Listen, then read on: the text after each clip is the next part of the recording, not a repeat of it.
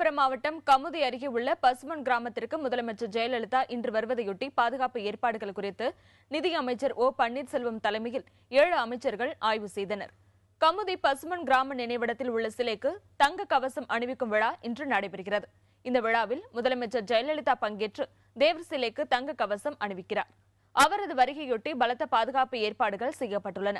வரவேற்பு மற்றும் பாதுகாப்பு முன் ஏற்பாடுகள் குறித்து நிதியமைச்சர் ஓ பன்னீர்செல்வம் தலைமையில் அமைச்சர்கள் நத்தம் விஸ்வநாதன், முனிசாமி, ஆர்.பி. உதயகுமார், செல்லூர் ராஜு, வைத்திலிங்கம், சுந்தராஜ் ஆகியோர் ஆய்வு மேற்கொண்டனர்.